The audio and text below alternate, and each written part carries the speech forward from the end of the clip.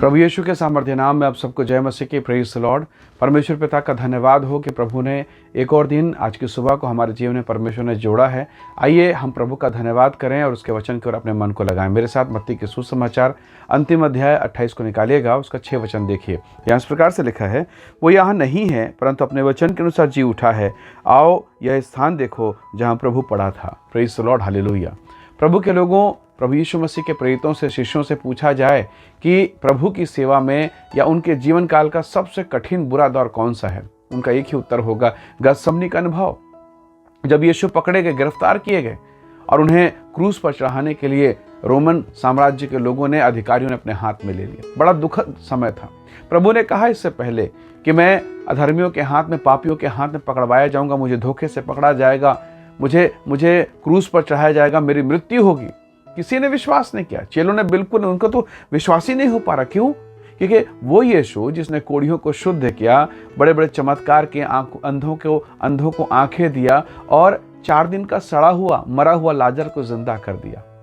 एक नहीं, कई मुर्दों को जिंदा कर दिया। वो यीशु कैसे मर सकता? कौन उसको मारेगा? और फिर यीशु ने इतने लोगों को चंगा कर दिया है। वो उन दिनों का सबसे फेमस भविष्यवक्ता है, उन दिनों का सबसे शक्तिशाली भविष्यवक्ता है, और उसको कौन छुएगा? वो उतना शक्तिशाली प्रभु है, उसको कौन हाथ लगाएगा? मतलब आज प्रेरित, आज चले इतने कॉन्फिडेंस में चल रहे थे, और यहाँ तक कि उनको ऐसा लगने लगा था जैसे किसी ऑफिस में अगर हमको कोई काम हो और वहाँ अगर हमारा कोई परिचित का व्यक्ति हो तो हमें लगता है कि बस हम वहाँ जाएंगे, हमारा काम हाथों हाथ होगा, कौन रोकेगा? मेरा परिचित का है ना, मेरे नगर, मेरे मोहल्ले का, मेरे रिश्तेदार का जो परिचित व्यक्ति है ना, मेरा रिश्तेदार है वो। तो ऐसे ही शायद प्रेरितों को लगने लगा। उनको लगने लगा कि यीशु मसीह जब 4 दिन के सड़े हुए डेड बॉडी को जिंदा कर सकता है, तो उनको शायद अपने बारे में भ्रम हो गया हो कि हम तो यीशु के साथ साथ चलते, यदि हम मर भी जाएं तो हमारा प्रभु है ना, हमें उठा के फिर जिंदा कर देगा। यानी अब मृत्यु का भय उनके जीवन से अलग हो गया। अब उनको लगने लगा हम बहुत पावरफुल पोजीशन पर हैं। पर एक दिन जो प्रभु ने कहा वो हुआ। यीशु मसीह गतसमनी के बगीचे में पकड़े गए। सारी भलाई करने के बावजूद, सारे चमत्कार, अद्भुत काम करने के बावजूद लोगों ने पकड़ा। यीशु मसीह के साथ दुर्व्यवहार किया गया, कोड़े लगाए, बेंत लगाए और उसे क्रूस पर कील से ठोक के मार डाला गया, उसे मार दिया गया। चेले तितर बितर हो गए। उनके सोच में नहीं था ये एम्माउस के नगर में कोई भाग रहा है, कोई कहीं भाग रहा है, सब भाग गए। भीड़ तितर बितर हो गई। उनकी भलाइयों के बदले सब कुछ खत्म हो गया, और अब लगा कि सब कुछ निराशा हो गया, सब कुछ खत्म हो गया, सब कुछ व्यर्थ हो गया। परमेश्वर के लोगों, कई बार आप और मैं भी इसी प्रकार से लोगों के साथ भलाई करते हैं और अचानक हमारे साथ फिर बुराई होता है, हमारे साथ अंधियारा होता है, हमारे जीवन में बहुत उतार चढ़ाव आते हैं और अब लगता है कि अब कुछ नहीं बचा। अभी महायाजक, धर्मगुरु, सैनिक, यीशु मसीह के विरोध में काम करने वाले लोग अब हंस रहे हैं, ठट्ठा कर रहे हैं और बोल रहे हैं इनका काम तमाम हो गया, अब इनका गुरु नहीं रहा, तितर बितर हो गए। और लोगों ने सोचा हाथ झाड़ते हुए, शायद अब सब कुछ खत्म। परमेश्वर के लोगों, हो सकता है जैसे गुरुवार और शुक्रवार, गुड फ्राइडे का अनुभव शिष्यों के साथ था, आप भी अपने जीवन में वो अनुभव कर रहे हैं कि आप भी इस प्रकार की पीड़ाओं, दौड़, तिरस्कार से, इस प्रकार के माहौल से होकर आप गुजर रहे हैं, जहां आपके अपने लोग आपका तिरस्कार करें, आपका अपमान करें, आपको पीड़ाओं से होकर गुजरना पड़े। ऑफिस में, कार्यालय में, जहां आप काम करते, जिस नगर, जिस समाज में आप हैं, या हो सकता है जिस स्थान पर आप हैं, यीशु मसीह के नाम के कारण लोग आपके साथ इस प्रकार का व्यवहार कर रहे हैं। संभव है, पर याद रखिएगा, परमेश्वर ने कहा है कि जितने हथियार तेरे हानि के लिए बनाए जाएंगे, उनमें से एक भी तुझ पर सफल ना होगा। प्रभु ने कहा अंत में मैं तुम्हारी आशा पूरी करूंगा। प्रभु के लोगों, सोचिए, पूरे इज़राइल में, पूरे यरूशलेम में शुक्रवार और शनिवार उन शत्रुओं का, क्रूस में चढ़ाने वालों का दिन था। वो हंस रहे थे, वो मुस्कुरा रहे थे, अब इनका सारा खत्म हो गया, सारा काम खत्म हो गया। लेकिन रविवार के सुबह यीशु मसीह कब्र और मृत्यु के बंधन को तोड़कर जी उठे। Praise the Lord, hallelujah.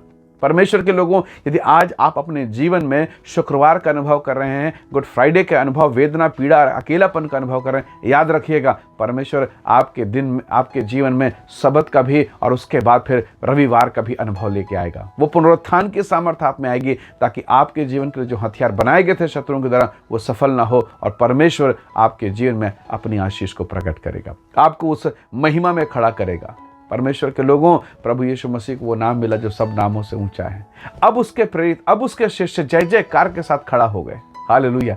अब यीशु को क्रूस पर चढ़ाने वाले उसे दोबारा क्रूस पर नहीं चढ़ाएंगे, क्योंकि मालूम है वो मृत्युंजय है, वो मृत्यु के ऊपर है, वो दंड के ऊपर है, वो परिस्थितियों के ऊपर है, वो संसार की शक्तियों के ऊपर है। Praise the Lord, hallelujah. परमेश्वर के लोगों, बहुत संभव है आपने प्रभु के नाम से बहुत दुख उठाया, पीड़ा उठाया है, और आप मानो थकने वाले हैं। आपको लग रहा है कि प्रभु मैं बस टूट ही गया हूँ। याद रखिएगा, आपका परमेश्वर सदैव आपके साथ है और वो आपको ऊंचा उठाएगा, आपके जीवन पर अपनी महिमा प्रकट करेगा। परमेश्वर के लोगों, यीशु मसीह का खाली कब्र इस बात की घोषणा करता है कि परमेश्वर के लोग मृत्यु के बंधन से परे हैं, नकारात्मक चीज़ों के बंधन से परे हैं। परमेश्वर आपके साथ अपनी दया को प्रकट करेगा। याकूब के साथ बुरा बर्ताव हुआ, यहोशू के साथ बहुत बुरा बर्ताव हुआ, यूसुफ के साथ बुरा बर्ताव किया गया, परंतु परमेश्वर ने इन्हें ऊंचा उठाया। दानियल, उसके साथ बुरा बर्ताव, शद्रक, मेशक, अबेदनगो, जितने परमेश्वर के दास हुए उनके साथ बुरा बर्ताव किया गया, परंतु उनके आंसुओं के बदले में परमेश्वर ने उन्हें आशीष दी। याद रखिएगा, बगैर बारिश के फसल नहीं होती। प्रभु के लोगों, बगैर पानी के फसल नहीं होती। बिना पानी के फसल कैसे होगा? याद रखिए, आत्मिक अनुभव में भी, आत्मिक जीवन में भी बगैर आंसू के उत्तम आशीष पैदा नहीं होती। यदि आज आप आंसू बहा रहे हैं, याद रखिए, बाइबल कहती है कदाचित रात को रोना पड़े, सवेरे आनंद होगा। यदि आज आप आंसू बहा रहे हैं, पीड़ा में, दुख में हैं, टेंशन, तनाव और अनिश्चित अवस्था है, परमेश्वर आपको ऊंचा उठाएगा और आपके आंसू के बदले में परमेश्वर बेशुमार आशीष आपको देने वाला है।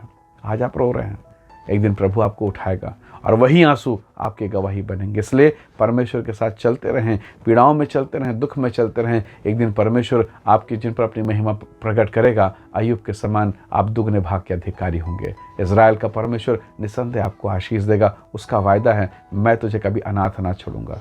उसने कहा है यहोशू से, मैं तुझे कभी अकेला ना छोड़ूंगा, मैं तुझे धोखा नहीं दूंगा। वो परमेश्वर महान है। उसने आपके मेरे लिए क्रूस पर अपना सब कुछ दिया है। प्रभु के लोगों, वो अभी भी आपके लिए बेहतर वस्तु देना जानता है। आइए धन्यवाद करें परमेश्वर की महिमा के लिए, क्योंकि ये समय है कि हम आंसू के साथ उसकी स्तुति करें, उसकी महिमा करें, उसके नाम को ऊंचा उठाएं। प्रभु इन वचनों के द्वारा आपको आशीष दे। आइए दुआ करें।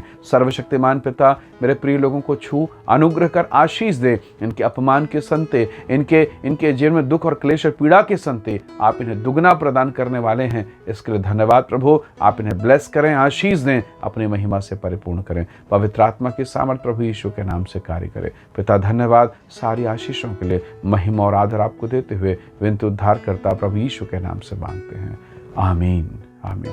प्रभु आप सबको बहुत ऐसे आशीष दे। बहुत धन्यवाद। जय मसीह की प्रेज द लॉर्ड।